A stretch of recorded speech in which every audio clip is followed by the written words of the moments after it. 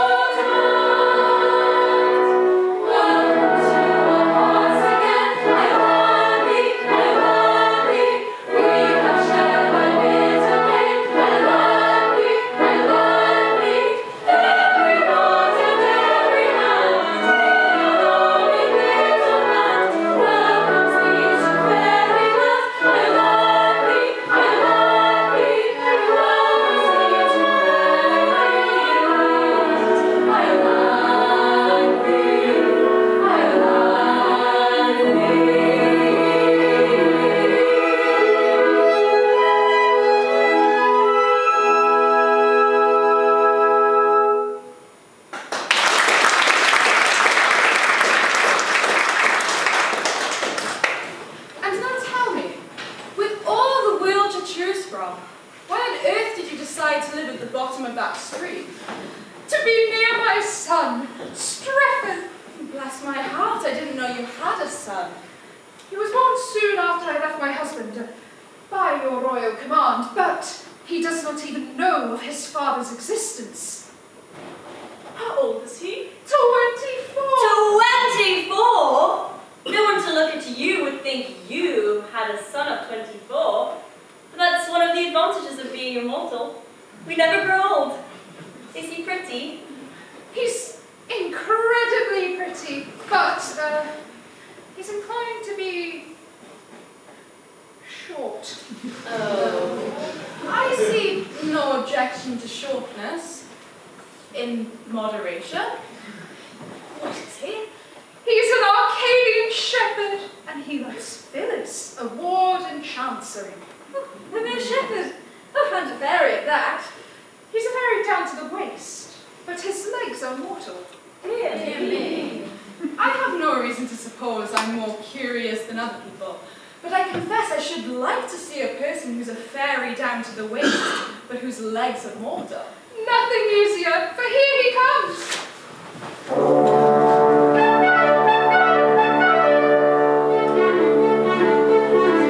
Good morrow, good mother. Good mother, good morrow.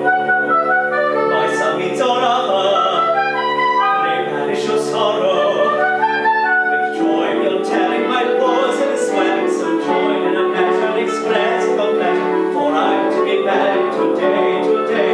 Yes, I'm to be married today. Yes, he's to be married today, today. Yes, he's to be married today.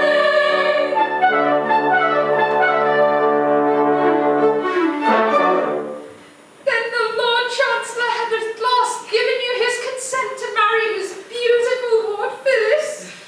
Not he indeed. To all my tearful prayers he answers me. A shepherd lad is no fit helpmate for a ward of Chancery. I stood in court, and there I sung him songs of Arcady, with flageolet accompaniment. In vain. At first he seemed amused, so did the bar, but quickly wearying of my song and pipe, bade me get out. A servile usher then, in crumpled bands and rusty bombazine, took me, still singing, into Chancery Lane. I'll go no more. I'll marry her today, and brave the upshot, be it what it may. But who are these? Oh, Strephon, rejoice with me. My queen has pardoned me. Pardoned you, mother? This is good news indeed. And these are my beloved sisters. Your sisters? Then they are my aunts. A pleasant piece of news for your bride on her wedding day. Hush. My bride knows nothing of my fairyhood. I dare not tell her, lest I frighten her. She thinks me mortal, and prefers me so. Your fairyhood doesn't seem to have done you much good. Much good? My dear aunt, it's the curse of my existence. What's the use of being half a fairy? My body can creep through a keyhole, but that's of no use when my legs are left kicking behind. I can make myself invisible down to the waist, but that's no good when my legs remain exposed to view. My brain is a fairy brain, but from the waist downward I'm a gibbering idiot. My upper half is immortal, but my lower half grows older each day, and someday or other must die of old age. What's to become of my upper half when I've buried my lower half? I really don't know. Poor fellow. I see your difficulty, but with a fairy brain, you should seek an intellectual sphere of action. Let me see. I've a borough or two at my disposal. Would you like to go into Parliament? A fairy member! How delightful! I'm afraid I should do no good there. You see, down to the waist, I'm a Tory of the most determined description. But my legs are a pair of confounded radicals, and, on a division, are bound to bring me into the wrong lobby. You see, it's 2 to 1. It's a strong working majority. Don't let that distress you. You shall be returned as a liberal conservative, and your legs shall be our peculiar care. I see your majesty does not do things by halves. No, we are fairies down to the feet.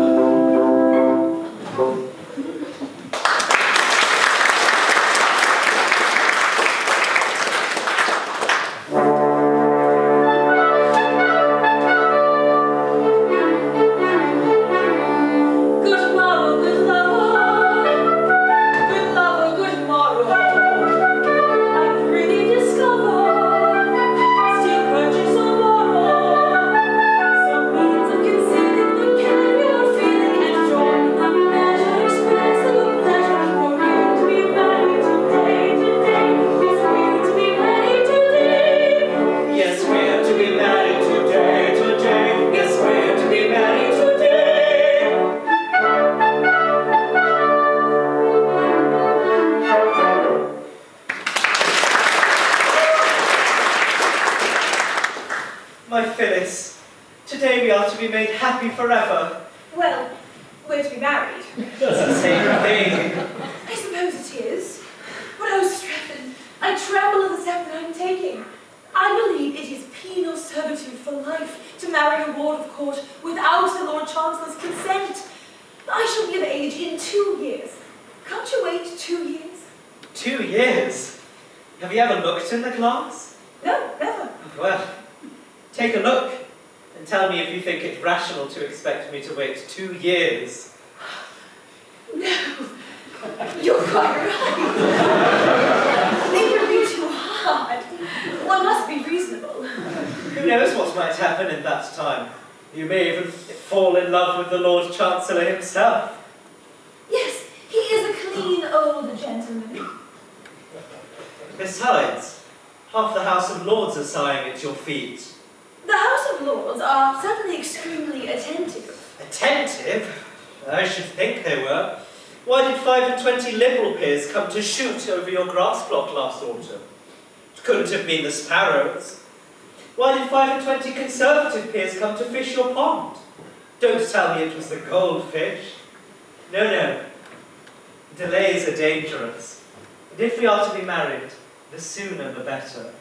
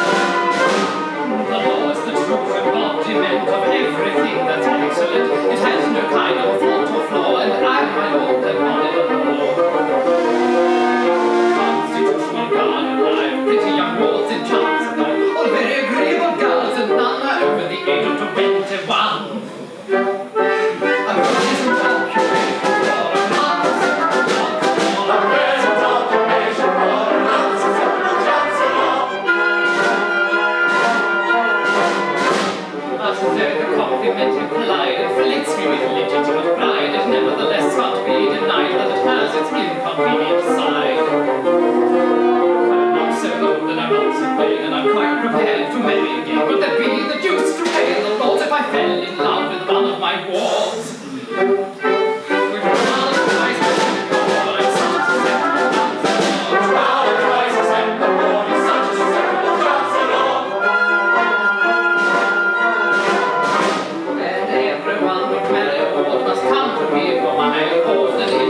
I sit all day giving a grin of another way. One for him and one for he, and one for you and one for me, and one for thou and one for thee. But never, oh never, one for me. Which is exasperating for the heights of which is exasperating for the heights of simple Chancellor.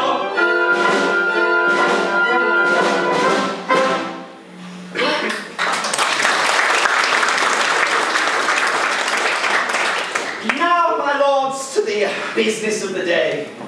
My old means, Phyllis, who is a ward of court, has so powerfully affected your lordships that you have appealed to me in a body to give her to whichever one of you she may think proper to select, and a noble lord has just gone to her cottage to request her immediate attendance. It would be idle to deny that I myself have the misfortune to be singularly attracted by this young person. Indeed, my regard for her is rapidly undermining my constitution. 3 months ago, I was a stout man. I need say no more. If I could reconcile it with my duty, I should unhesitatingly award her to myself, for I can think of no man so well suited to make her exceptionally happy. Yeah. But such an award would be open to misconstruction, and therefore I waive my claim. My lord, I wish on the part of this house to convey its most sincere sympathies with your lordship's most painful position. I thank your lordships. Indeed, the feelings of a Lord Chancellor who is in love with a ward of court are not to be envied. What is his position? Can he give his own consent to his own marriage, to his own ward? Can he marry his own ward without his own consent? If he marry his own ward without his own consent, can he submit himself for contempt of his own court? And if he submits himself for contempt of his own court, can he appear by counsel before himself to move for arrest of his own judgment? Oh, my lord, it is indeed painful to sit upon a woolsack which is stuffed with such thorns as these. My lord, I have great pleasure in announcing that I have persuaded the young lady in question to present herself at the bar of this house. Behavior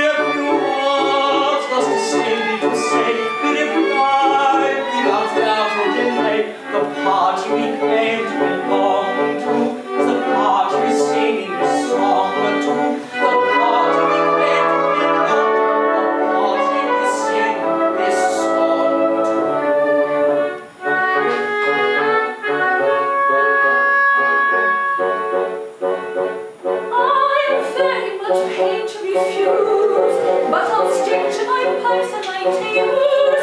I can spell all the words that I use, and my grammar's as good as my neighbor's. As for birth, I was born like the rest.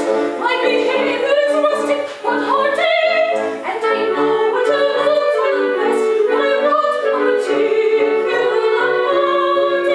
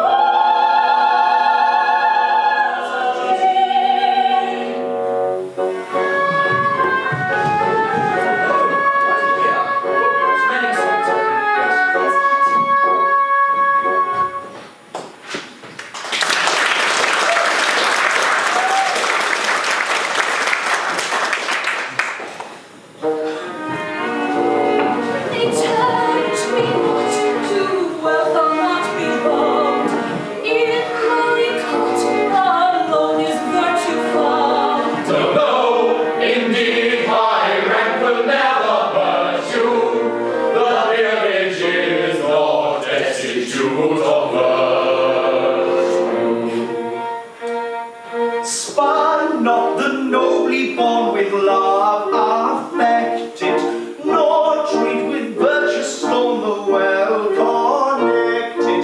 High rank involves no shame, we boast an equal claim with him and humble to be respected. Blue blood, when virtuous love is sought, thy heart is not, no dating from the blood of blue blood. When virtuous love is sought, thy power is not, the dating from the blood of Spare us the bitter pain of stern denials, nor with low-born disdain augment our trials. Hearts just as pure and fair may beat in Belgrave Square as in the Lady of Seven Dials. Blue blood, what avail art thou to serve us now, though dating from the flood blue blood of blue blood. Of what avail art thou to serve us now, though dating from the flood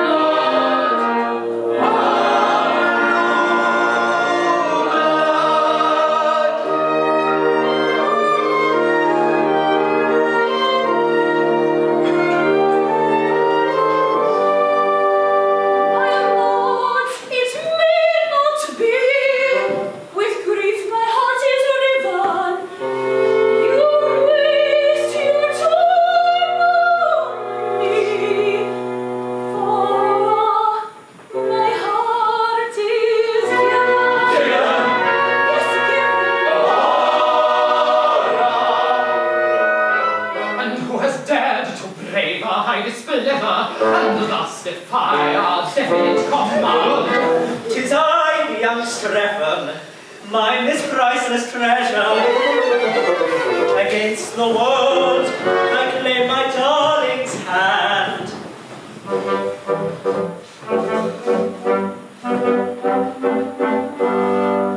A shepherd I, a shepherd he, of Arcady, of Arcady, betrothed are we, betrothed are they, and mean to be. espoused today. A shepherd he, of Arcady, a shepherd he, of Arcady, betrothed are they,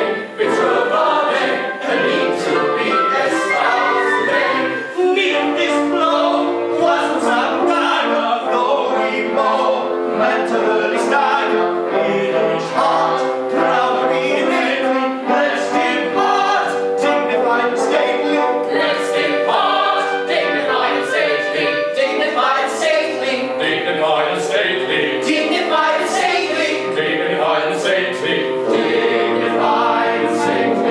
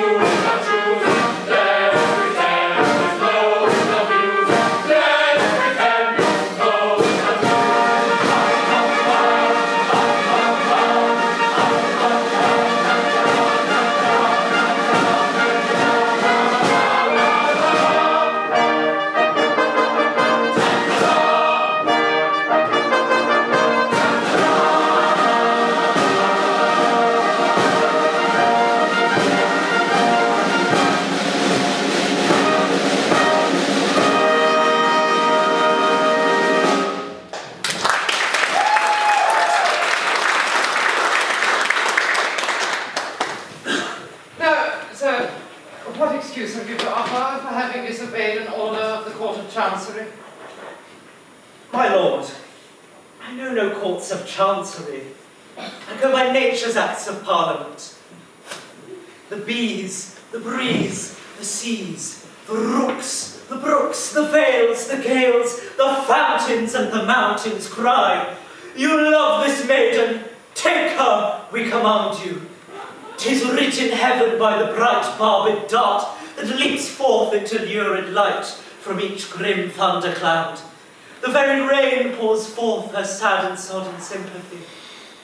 When chorus nature bids me take my love, shall I say, nay, but a certain Chancellor forbids it? Sir, you are England's Lord High Chancellor, but are you Chancellor of the birds and trees, King of the winds, and Prince of thunderclouds? No. It is a nice point. I don't think I ever met it before. But you see, my difficulty is that there is no evidence before the courts that chorus nature has interested herself in the matter. No evidence? I have my word. I tell you that she bade me take my love. You mustn't tell us what she told you. That's not evidence. Now, an affidavit from a thunderstorm or a few words on earth from a heavy shower would meet with all the attention they deserve. Have you the heart to apply the prosaic rules of evidence to a case which bubbles over with such poetical emotion? Distinctly. I've always held my duty strictly before my eyes, and it is to that fact that I owe my advancement to my present distinguished position.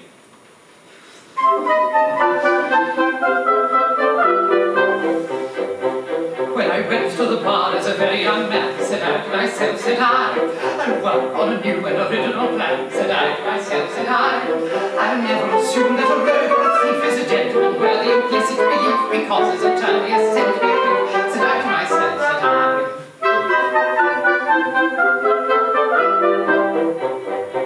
Ere I go into court, I will read my brief through, said I to myself, said I, and I'll never take work I'm unable to do, said I to myself, said I, my learned profession I'll never disgrace by taking a fee with a grin on my face, when I have been there to attend to the case, said I to myself, said I.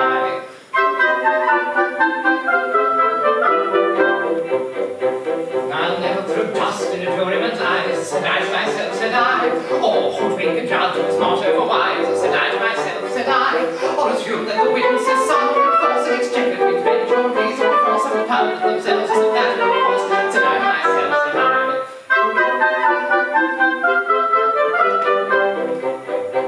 In other professions in which men engage, said I to myself, said I, the army, the navy, the church, or the stage. Said I to myself, said I, a professional license in carriage or fire, chance of promotion was certainly mine, and if I see the room I cried, oh, said I to myself, said I.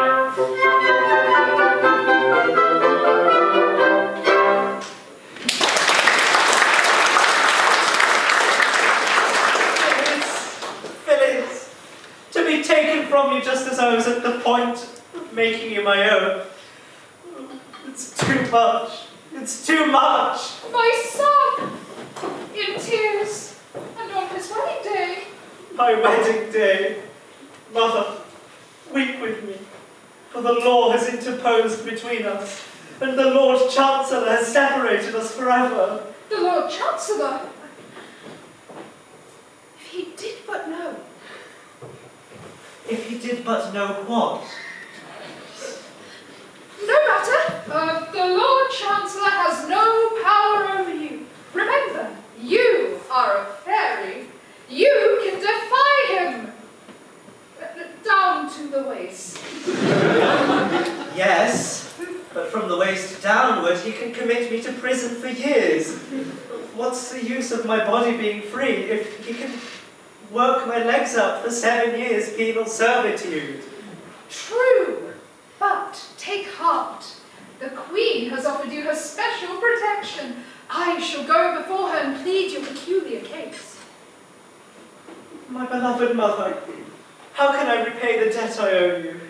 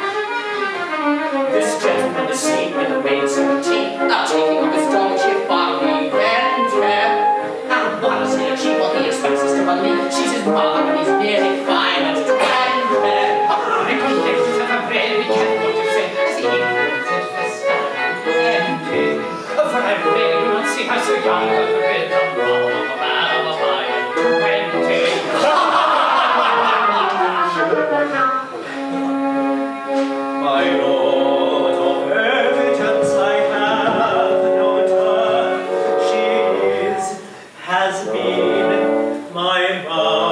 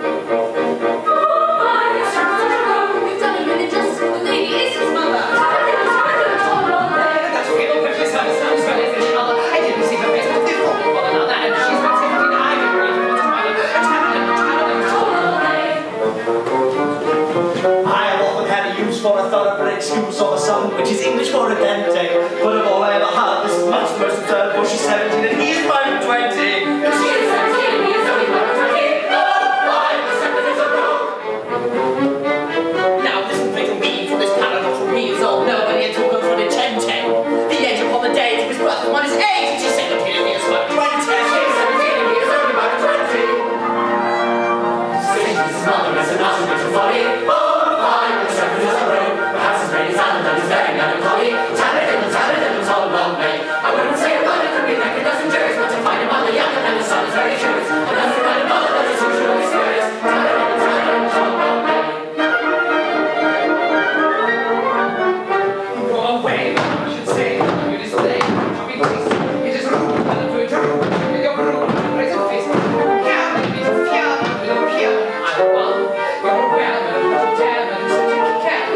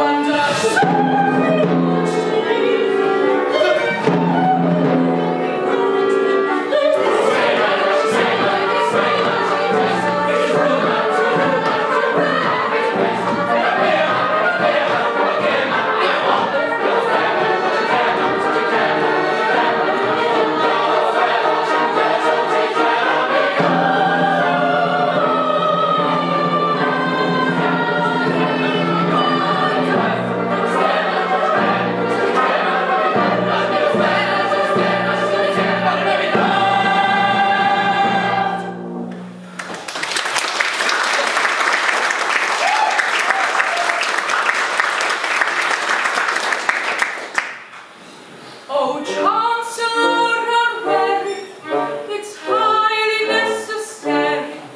Your time to teach respectful speech, your attitude to vary, your badinage so airy, your manner arbitrary, are out of place when face to face with an influential fairy.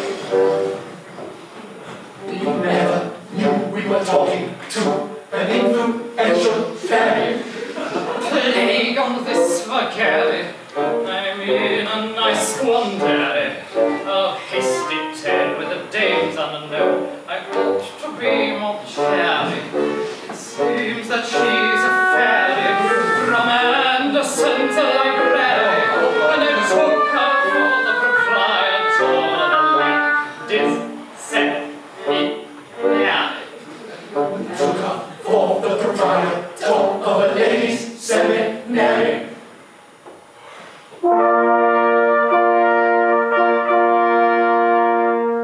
When next your houses do assemble, you may tremble.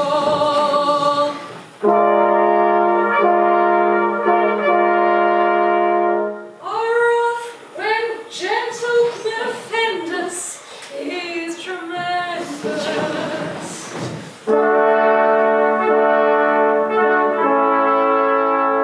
They meet who under it are calling, doom appalling.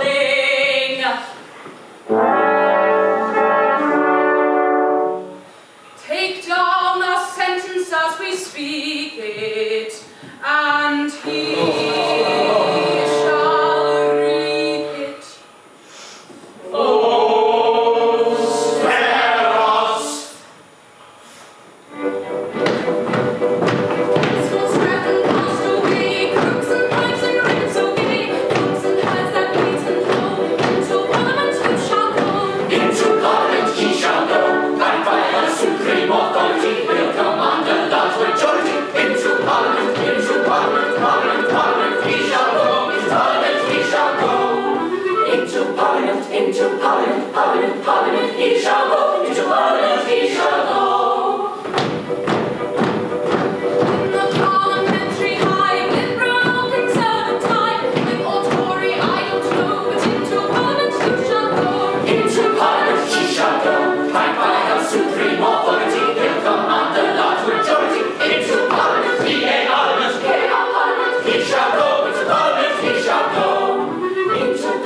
Into Parliament, Parliament, Parliament he shall go. Into Parliament he shall go. Every bill and every measure that may gratify his pleasure, though your fury it arouses, shall be passed by both your houses. You shall sit, if he sees reason, through the grouse and salmon season. No! He shall end the cherished rights you enjoy on Friday nights. No, no! He shall prick that annual blister, marriage with deceased wife's sister. Marty! Titles shall ennoble then all the common councilmen. Here shall teem in Christendom, and a duke's exalted station be attainable by competitive examination.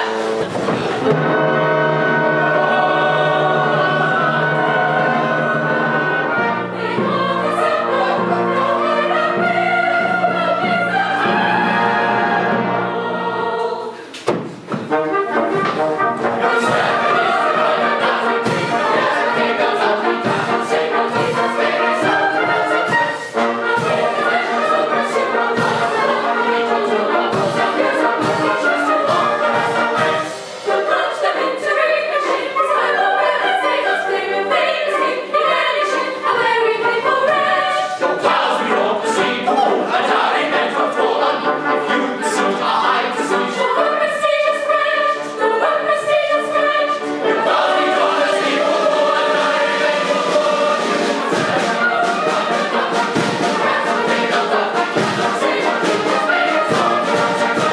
A holy star you shall reverse the base tonight. Distinction everything for her to find her place. Fill with joy and madness by the hoy, the Lord. One Latin word, one Greek remark, and one that's French. Your holy side will quickly much of this tonight.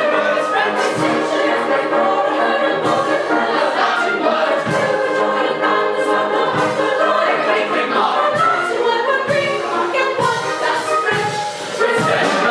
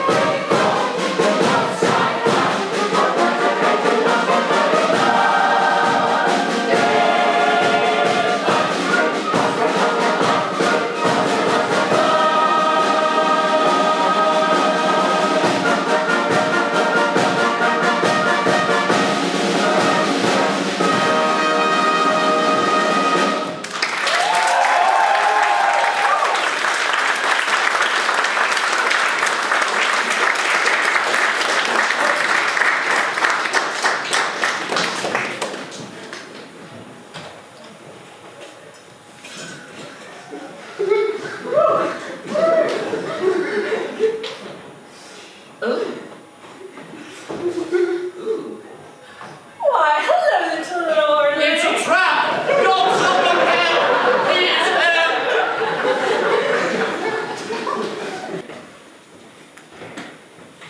Make way! Make way for the Kennedy Guards!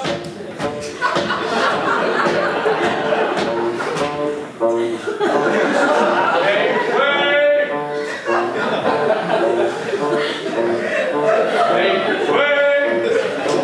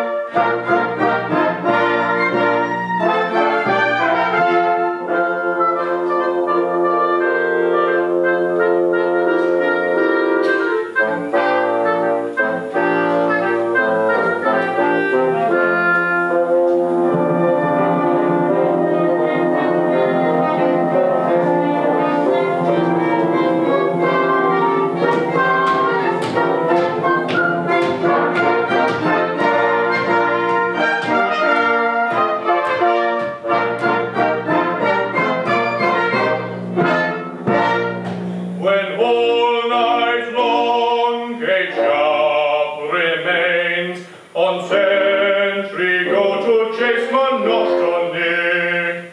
He exercises all his brains, that is, assuming that he's got any, though never nurtured in the lap of luxury, yet I admonish you. I am an intellectual chap, and think of things that would astonish you. I often think it's comical, fa-la-la, fa-la-la, the nature always does contrive, fa-la-la, that every boy and every gal that's born into the world alive is either a little liberal or else a little conservative. Fa-la-la, fa-la-la, is either a little liberal or else a little conservative.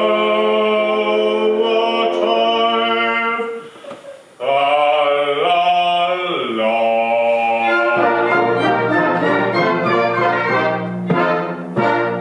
When in that house MPs divide, if they've a brain and cerebellum too, they've got to leave that brain outside and vote just as their leaders can do.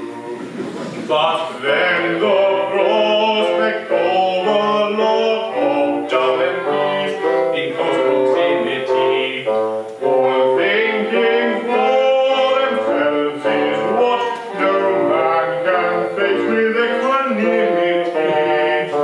So let's rejoice with loud halal, la-la-la, la-la-la. The nature always does contrive, la-la-la, that every boy and every gal that's born into the world alive is either a little liberal or else a little conservative. La-la-la, la-la-la, is either a little liberal or else a little conservative.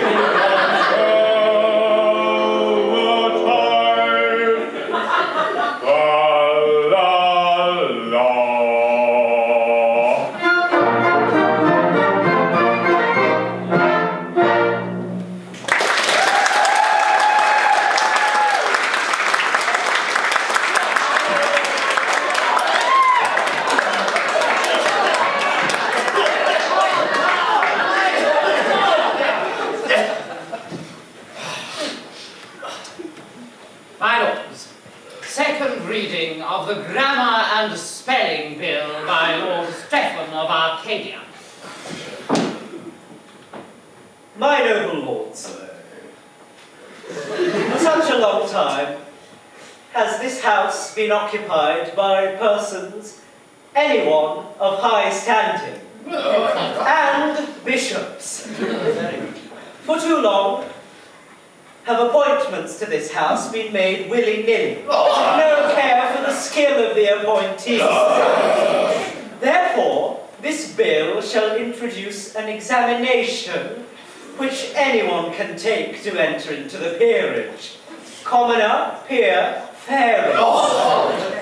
Using only the meanest, the nastiest, and the most academically rigorousist methods I could find. The 11 plus. A point of order. I yield.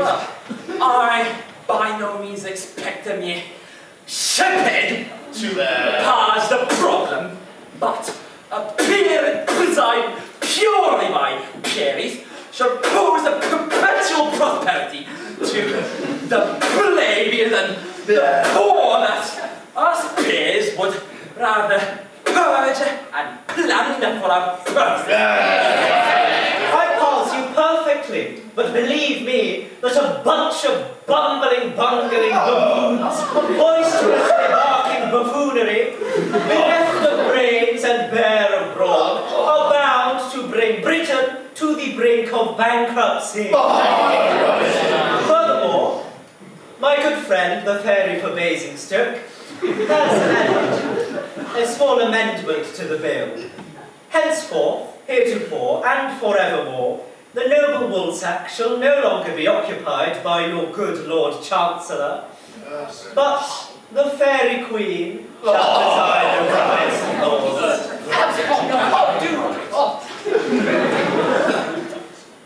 As many as are of that opinion will say content. Content!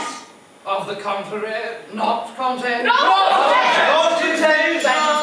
Clear the bar.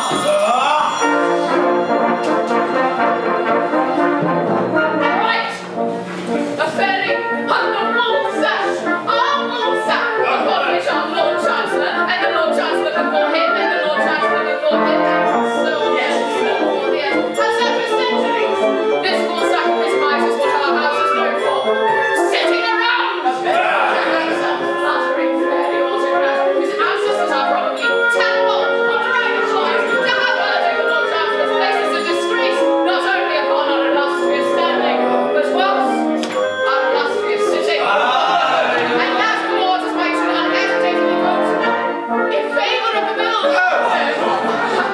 I misspoke, of course, naturally, you shall be voting in favour of the bill.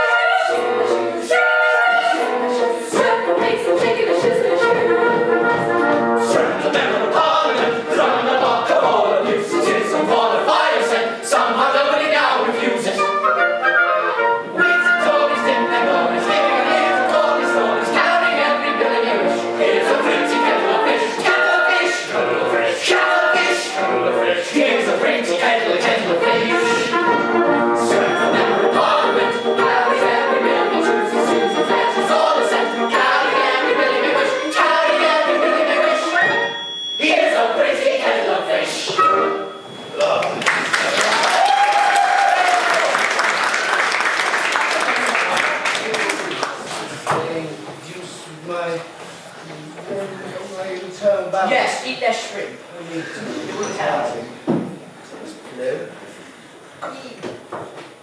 Yeah? You seem annoyed. Oh, annoyed? Your blasted protege is playing the deuce with everything. Tonight is the second reading of the bill to throw the peerage open to competitive examination.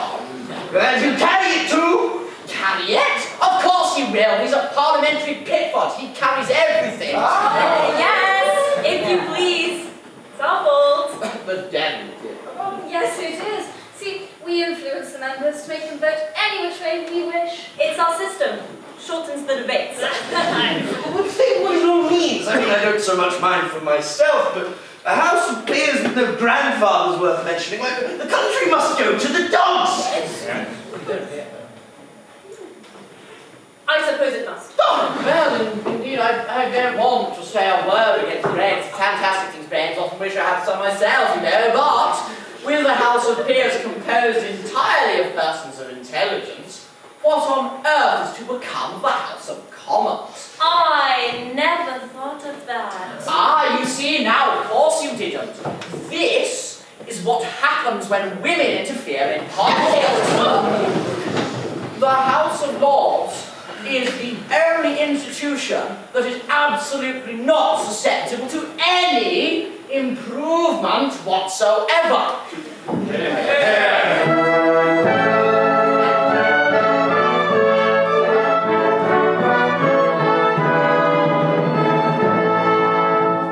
When Britain he ruled the waves, in was Queen Mercedes time. The House of Peers made no pretense to intellectual eminence or scholarship sublime. Yet Britain won her proudest place in good Queen Bessie's glorious days. Yet Britain won her proudest place in good Queen Bessie's glorious days.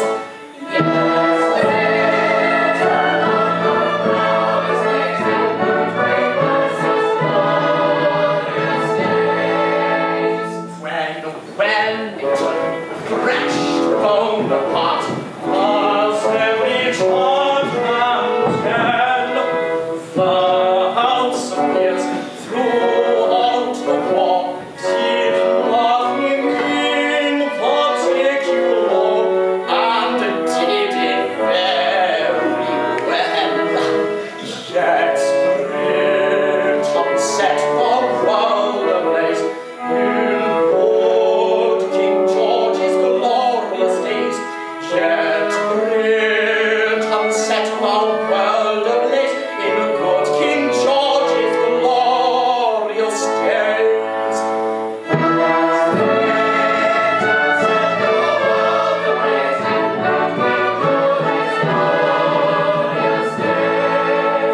And while the House of Appeals beheld its pages native hand, and noble statesmen do not itch to interfere in matters which they do not understand. As bright and shine great Britain's rays, as in King George's glorious days, as bright will shine great Britain's rays, as in King George's glorious days. As bright will shine great Britain's rays,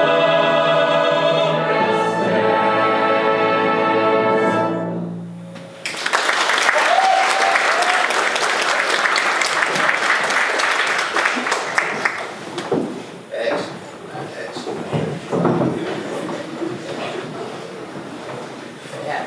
Charming persons, are they not?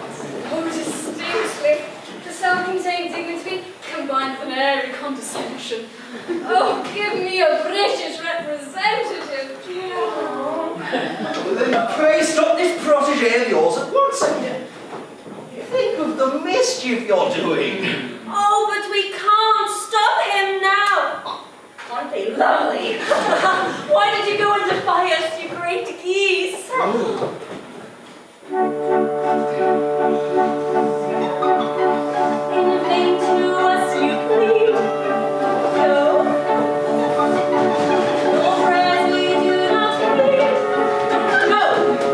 It's true we sigh, we don't suppose it's if my forgiveness shows. No. We're very cross indeed. Yes, very cross. It's true we sigh, we don't suppose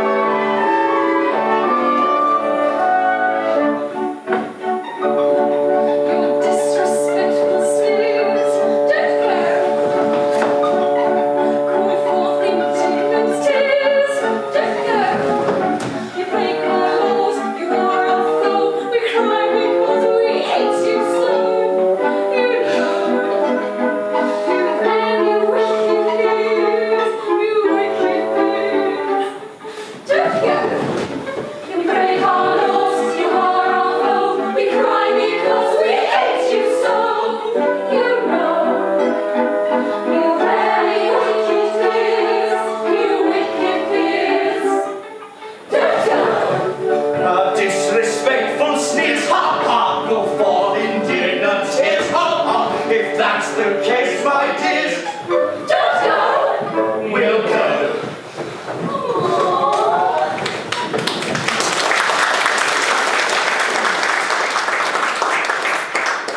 Oh, shame! Shame upon you! Is this your fidelity to the laws you are bound to obey? Know ye not that it is death to marry a mortal? Yes, but it's not death to wish to marry a mortal. If it were, you'd have to execute us all. Oh, this is weakness. Subdue it! Oh, we know it is weakness, but the weakness is so strong. We're not all as tough as you are. Tough? Do you suppose that I'm insensible to the effects of manly beauty? Look at that man! A perfect picture. Who are you, sir?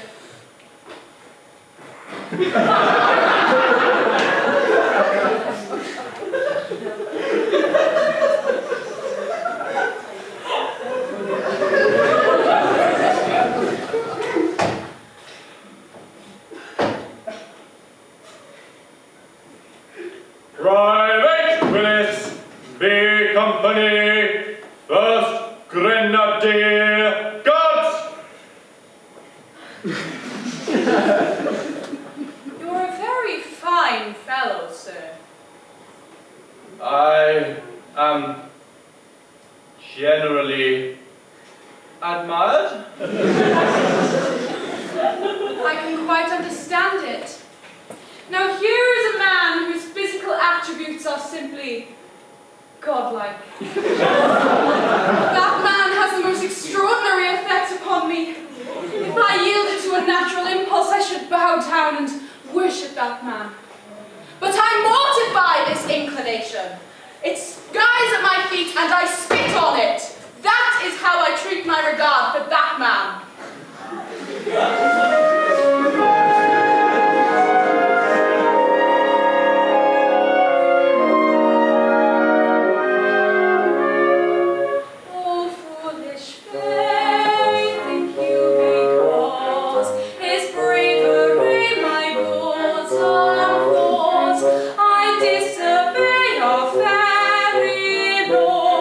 Because I fly in realms above, intend to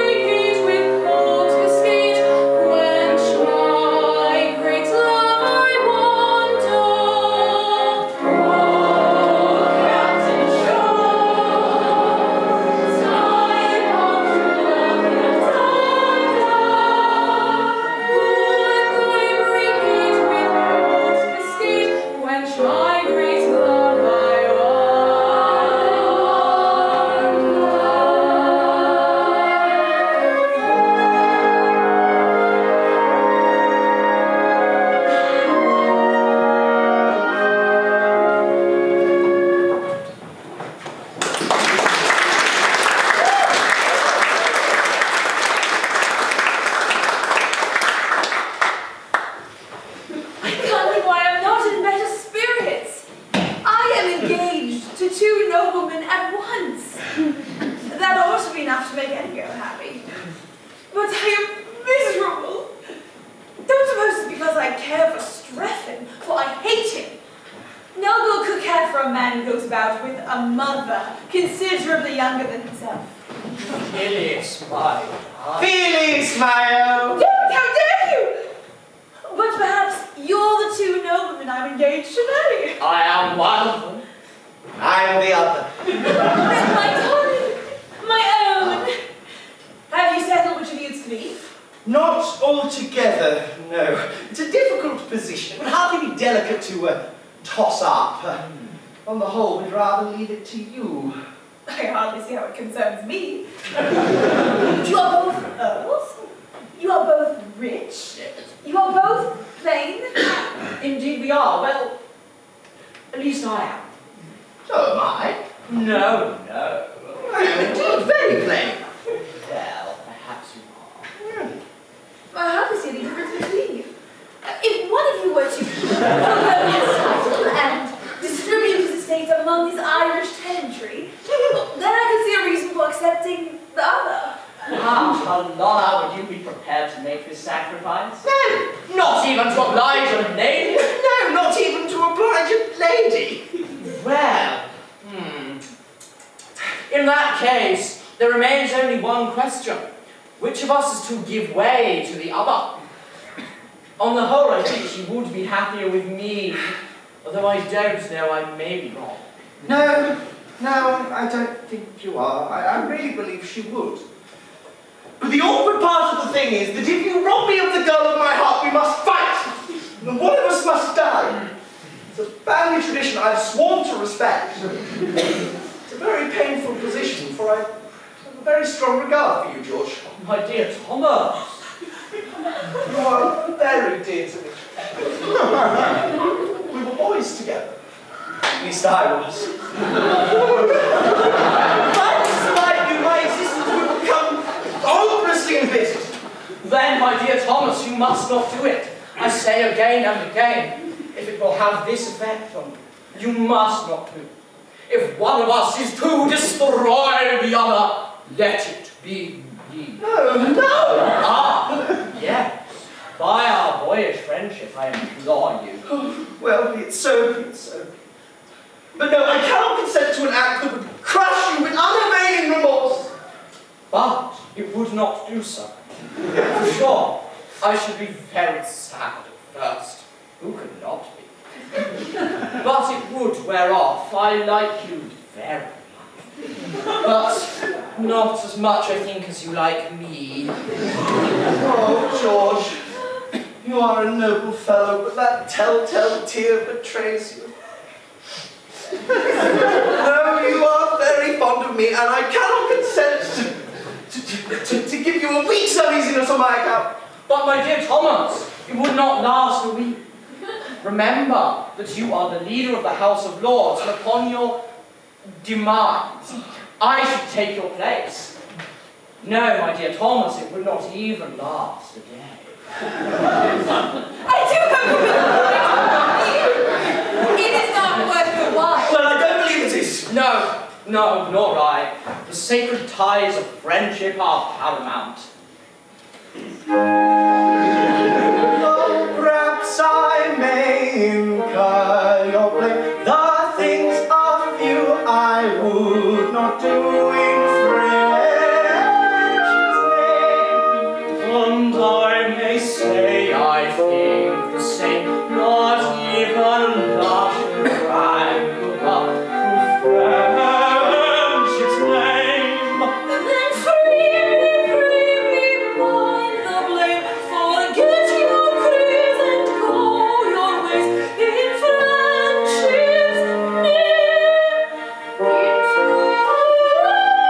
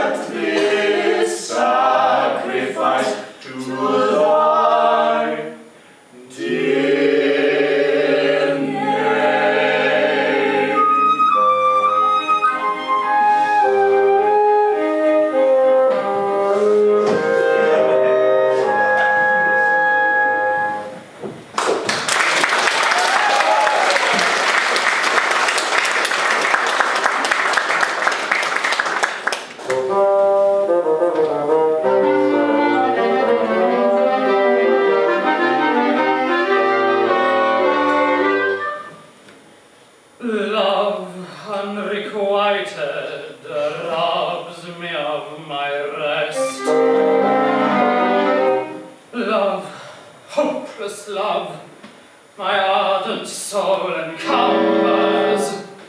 Love, nightmare-like, lies heavy on my chest, and weaves itself into my midnight slumbers.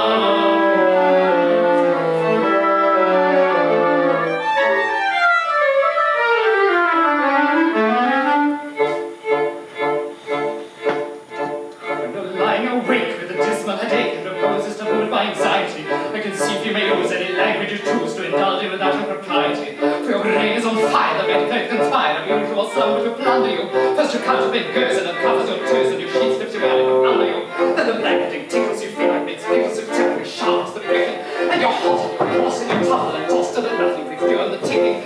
Then the bedclothes all creep to the ground and you pick them all up in a tangle. Makes your pillow resigns and politely inclines away at its usual angle. But you get some repose in the form of a toes with hot eyeballs and head of an aching, and just slumbering demons with horrible dreams that you very much better be waking.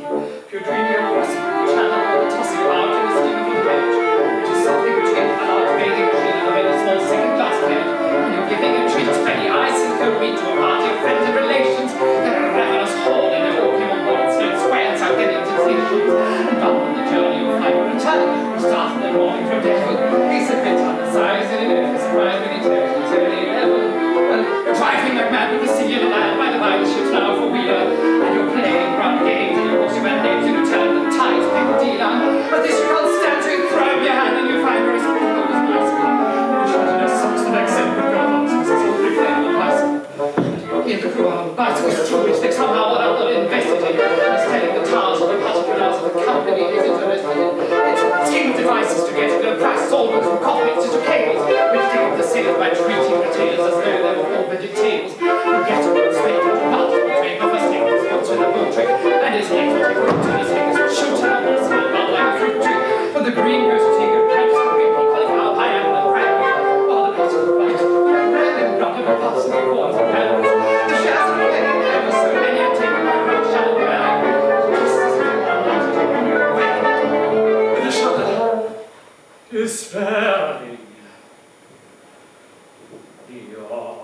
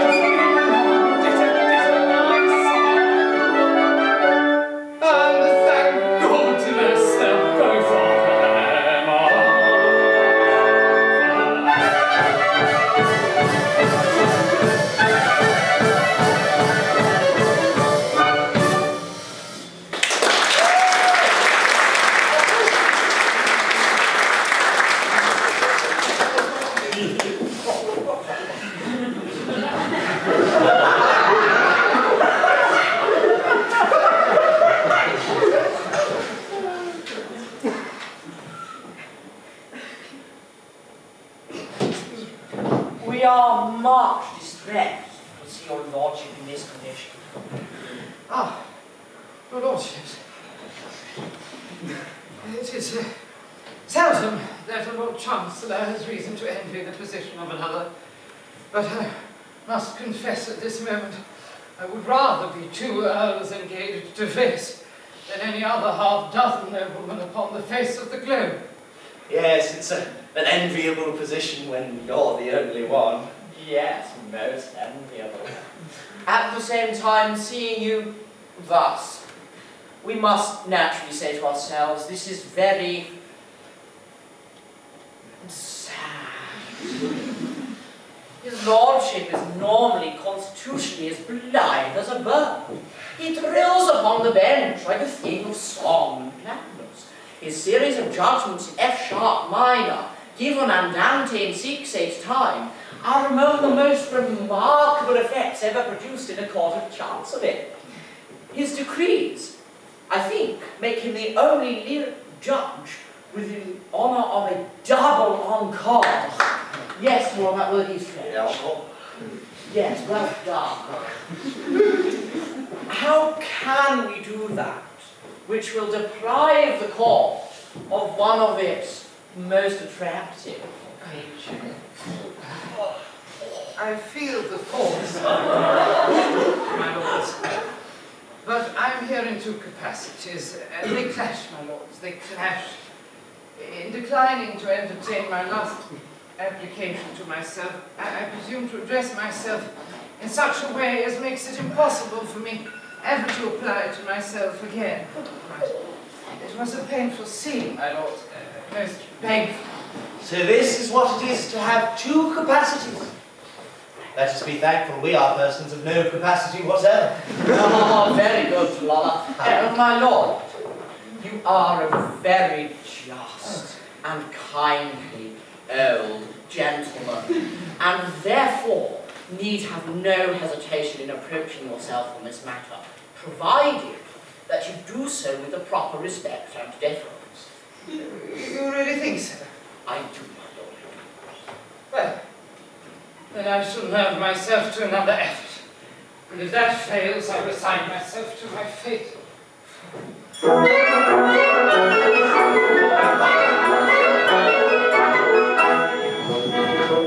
If you go in, yours will win, yours will be the charming maid, be the lord, the ancient sword, fate I'll never want the maid, never, never, never, fate I'll never want the lady.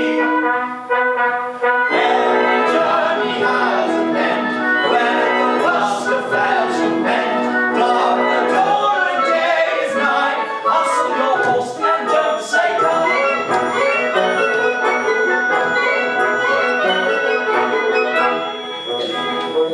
He who shies at such a prize is not worth a maravedi. Be so kind to keep in mind, fate I'll never want the lady. Never, never, never, fate I'll never want the lady. While the sun shines round your head, when a wilderness wears away, if the lion is left, none of the praise of the fair.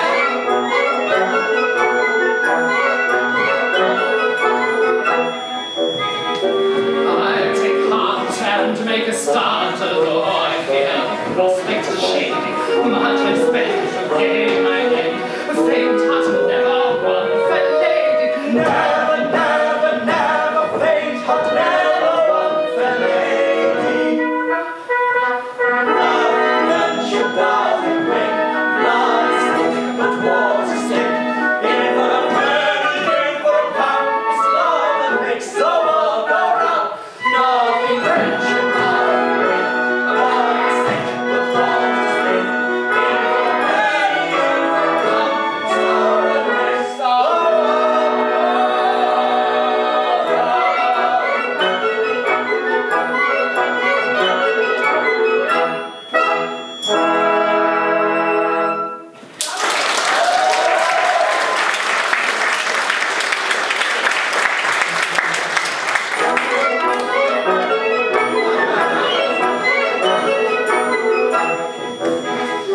I take heart and make a start, though I fear prospect shady. Much I spend to gain my end. Faint heart never won fair lady. Never, never, never, fate I'll never want the lady. Nothing venture, nothing win, blood is thick, but water's thin. If I'm burning in for a pound, it's love that makes the world go round. Nothing venture, nothing win, blood is thick, but water's thin. If I'm burning in for a pound, it's love that makes the world go round.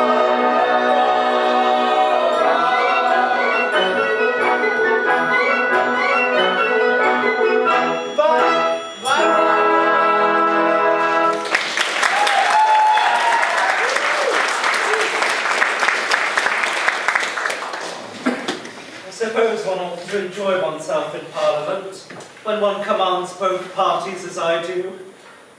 But I'm miserable, poor broken-hearted old fool. Oh, Phyllis! Phyllis! Yes? Phyllis!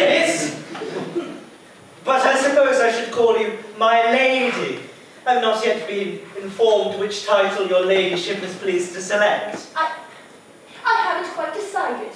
You see, I have no mother to advise me. No, I have. Yes, a very young mother. Not quite. A couple of centuries or so. Oh, she wears well. She does. She's a fairy. I beg your pardon. A what? Oh, I've no longer any reason to conceal it. She's a fairy. A fairy? Well, but that explains a good many things. Then I suppose you're a fairy. I'm half a fairy. Which half? The upper half, down to the waistcoat. Dear me, there's nothing to show it. Don't do that. But why didn't you tell me this before? I was afraid you would take a dislike to me. But as it's all off, you may as well know the truth. I'm only half immortal. But I'd rather have half immortal I do love than half a dozen I don't. Oh, I think not. Go to your half dozen. It's only two. And I hate her. Please forgive me. I don't think I ought to. Besides, all sorts of difficulties will arise. You know, my grandmother looks quite as young as my mother. So do all my aunts. I quite understand. Whenever I see you kissing a very young lady, I shall know it's an elderly relative. You will. Then I think we shall be quite happy. We won't wait long. No, we might change our minds. We'll get married first. And change our minds afterwards? That's the usual course.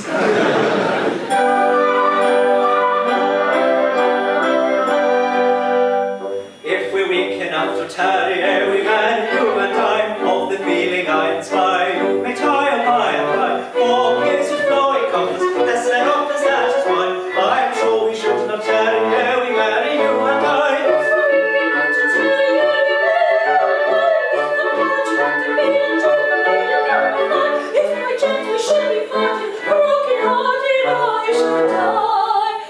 So I think we will not tarry, and we marry you and I.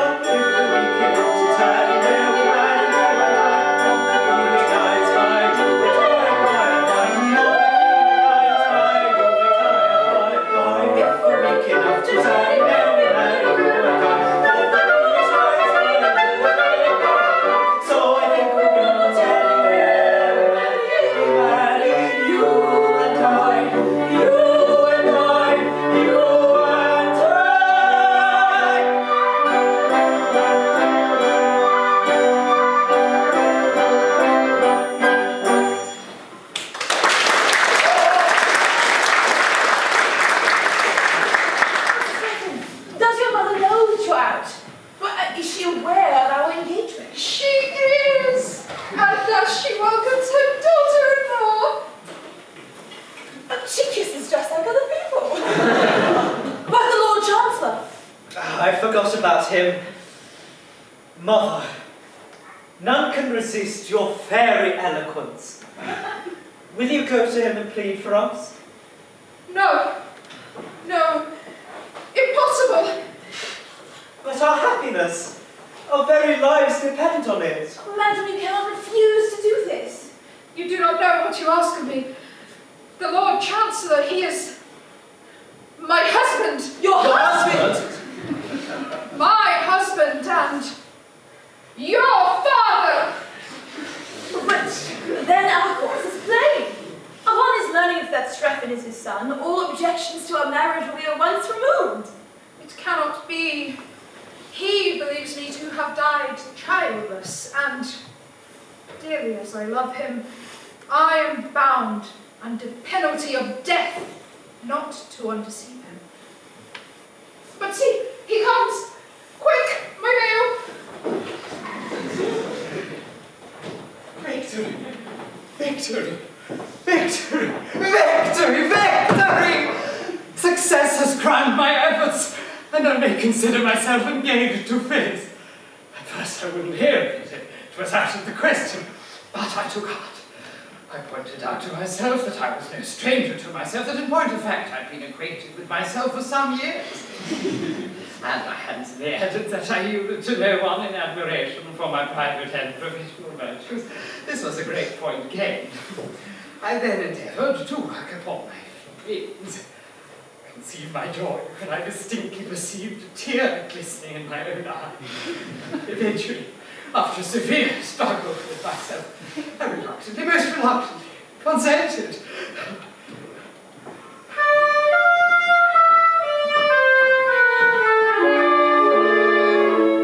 My lord, a suppliant at thy feet, I kneel.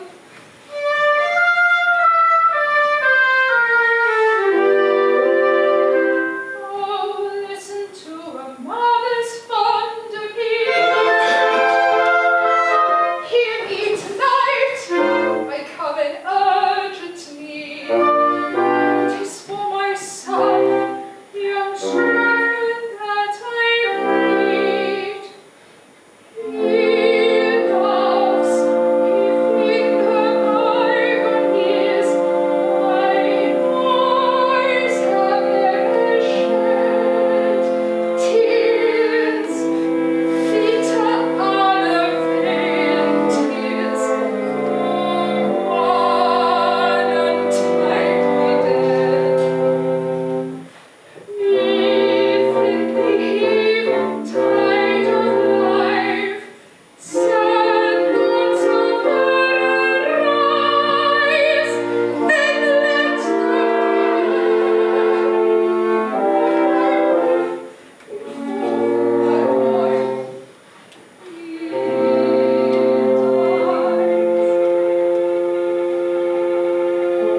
he dies if from the lake side the sound cabinet. In mourners of thy loved and bright, thy dearly treasured yet.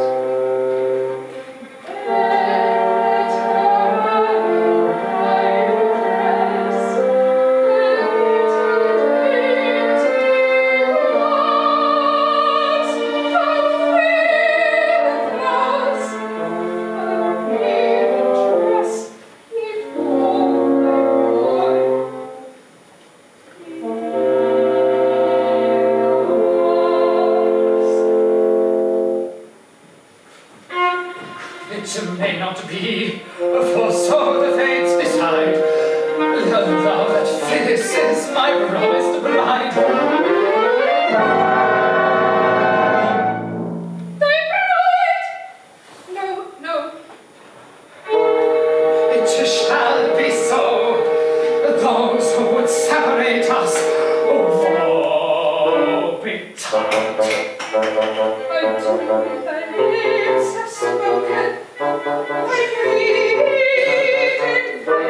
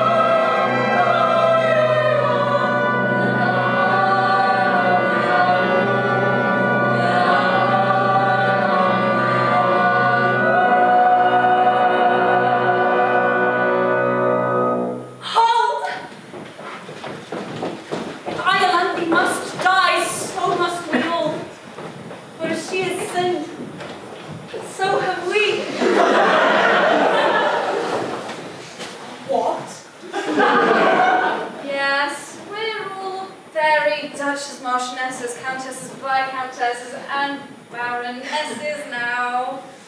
It was our fault, I'm afraid. They couldn't help themselves. It seems they have helped themselves. And pretty freely, too. You have all incurred death. But I can't slaughter the whole company. And yet, the law is clear. Every fairy must die who marries a mortal. Well, allow me, as a known equity draftsman, to make a suggestion. The subtleties of the legal mind are equal to the emergency. It's really very simple. The insertion of a single word shall do it. Let it stand that every fairy shall die who doesn't marry a mortal. And there you are, if you differently at once.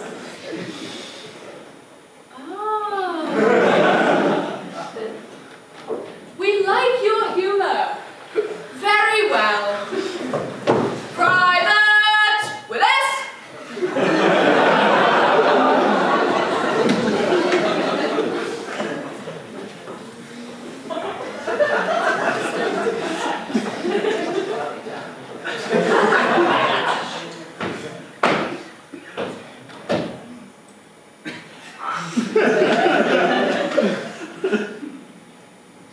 Mom!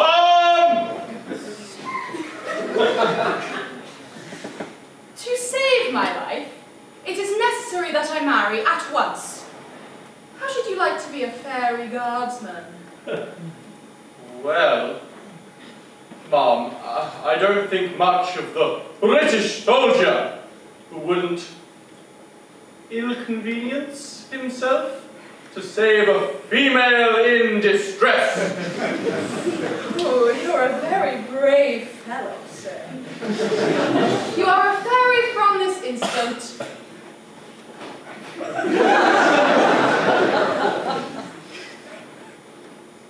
And you, my lords, how say you?